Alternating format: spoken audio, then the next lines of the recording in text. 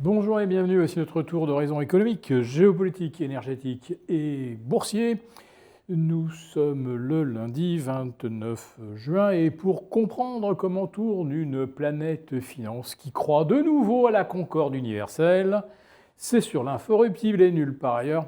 La chronique du jour, je vais l'intituler « Les marchés ont besoin d'un bon coup de clim, mais pas avant le 30 juin ». Bon, le 30 juin, évidemment, ce sera la fin du premier semestre et second trimestre calendaire. On est en plein habillage de bilan. Trump ne pouvait évidemment pas laisser les gérants américains devoir gérer les habillages de bilan en mode stress. Alors, vendredi, les drones, les missiles volaient aux quatre coins du golfe Persique, cargo singapourien touché, incendié, pétrolier incendié, les bases de lancement iraniennes bombardées, l'Iran ripostait contre le Bahreïn, tirait vers le Koweït. Trump menaçait à nouveau d'atomiser l'Iran, et puis, juste avant la réouverture des marchés dits futurs, dans la nuit de dimanche à lundi, Trump annonce que les négociations vont reprendre mardi à Doha et qu'on s'achemine à nouveau vers la concorde universelle. Doha, vous le savez, c'est au Qatar. Et il se trouve que le Qatar a mené des négociations secrètes avec l'Iran afin de cesser de s'échanger des tirs de missiles bien avant que ne surgisse le fameux accord d'Islamabad qui a officiellement mis fin aux hostilités le 12 juin dernier. Ça tombait bien, c'était le jour de l'introduction de SpaceX. Bon, là, l'annonce de Trump tombe également au meilleur moment pendant les habillages de bilan. En fait, ce même schéma se répète depuis 3 mois. Oui, la paix est imminente. Un accord en 14 points va être signé. C'est pour demain, c'est pour après-demain. Bon, c'est démenti, les marchés retombent, on s'échange à nouveau des tirs de drones, et puis arrive le week-end, donc forcément Trump menace, et à la sortie du week-end, ça y est, on a retrouvé le chemin de la diplomatie, et vous renouvelez ça, alors certains disent 30 fois, d'autres ont compté carrément 48 fois, et à chaque fois, les gagnants sont les mêmes, ceux qui savent ce que sera la prochaine annonce de Trump, ou ce que ne sera pas sa prochaine annonce d'ailleurs, parce que c'est ce qui s'est passé vendredi dernier. Au lieu d'annoncer les échanges de tirs entre la Navy et les forces des gardiens de la Révolution, eh bien, l'annonce n'a été faite qu'après la clôture de Wall Street. Si ça avait été avant, la fin de semaine aurait été un véritable carnage sur les marchés. Déjà que ça n'a pas été joli. Pour les 7 fantastiques, vous avez un ETF des 7 fantastiques qui a perdu pratiquement 10% sur la semaine. Donc déjà, la bulle de l'IA se dégonfle par le biais des hyperscalers, mais heureusement, les mémoires ont brillé mercredi, jeudi dernier, grâce à SanDisk et grâce à Micron.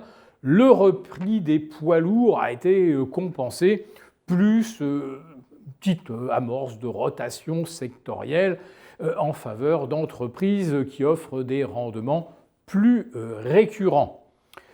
En tout cas, la semaine du 22 au 27 a clairement marqué un tournant pour les marchés américains, et notamment la fameuse séance de jeudi où, pour la première fois, l'écart de performance entre le Nasdaq 100 et le Nasdaq Composite, avec ses 3000 titres, a dépassé quand même les 1,20%. Vous aviez un Nasdaq Composite en baisse de 0,45 et un Nasdaq 100 en hausse de 0,75, avec pratiquement 2 tiers de valeur en repli.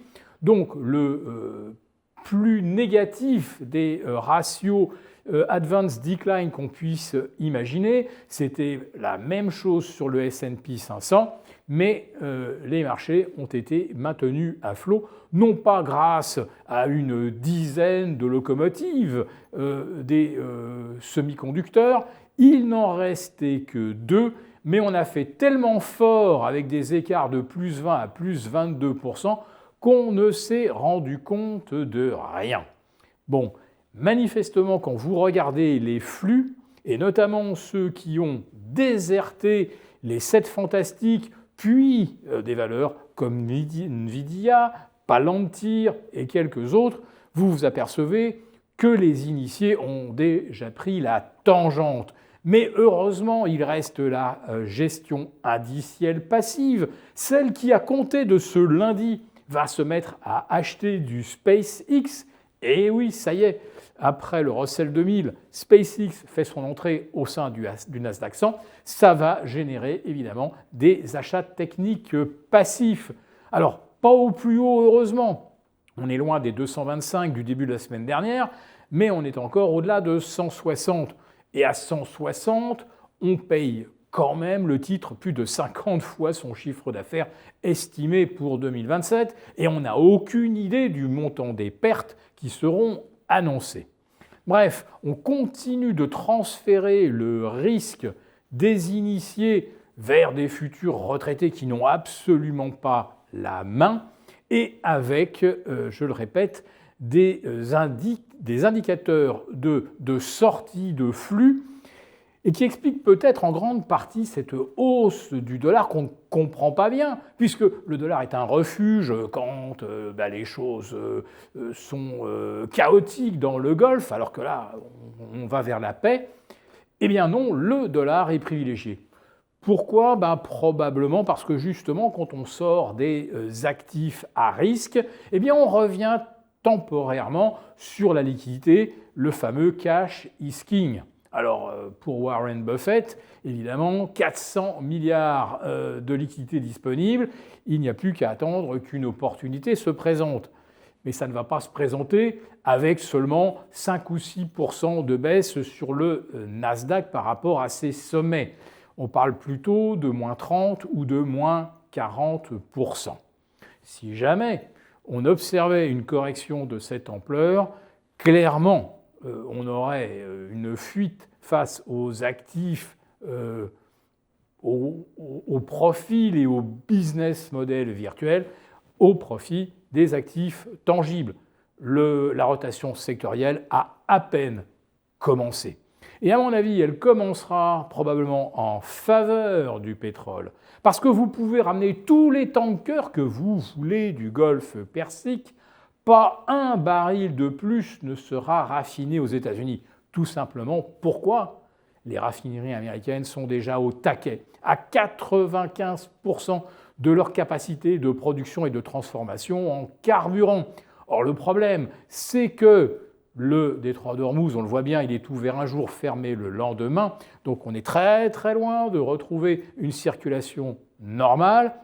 Et les États-Unis continuent de vendre du carburant, non seulement aux automobilistes américains, mais également au monde entier, en puisant dans ses réserves. Or, pour reconstituer ces réserves, les raffineries américaines ne vont pas pouvoir accélérer la cadence. Autrement dit, il faudra un moment que les États-Unis se mettent à réimporter du pétrole raffiné, oui, devinez d'où, du Golfe. Et c'est là qu'on va redécouvrir les prix du pétrole, et je vous l'assure, ça ne sera pas une bonne surprise, enfin, si, pour ceux qui auront acheté des ETF énergie, pétrole à temps. Pour vous remercier de votre fidélité, nous vous invitons à télécharger gratuitement notre rapport spécial qui contient notre solution pour préserver votre épargne face à la montée des tensions géopolitiques et qui pourrait même déboucher sur une nouvelle guerre mondiale. Il vous suffit de cliquer sur le lien en description pour l'obtenir gratuitement. Merci beaucoup d'avoir regardé cette vidéo. N'hésitez pas à réagir dans les commentaires ou à liker et partager cette vidéo si le contenu vous a plu. Et pour ne rater aucune de nos prochaines émissions, vous pouvez vous abonner à notre chaîne et activer les notifications. Et pour plus de contenu, n'oubliez pas que le dernier rapport rédigé par nos experts est accessible en cliquant sur le lien de description. On se retrouve tout de suite dans les commentaires et je vous dis à très bientôt pour une prochaine vidéo.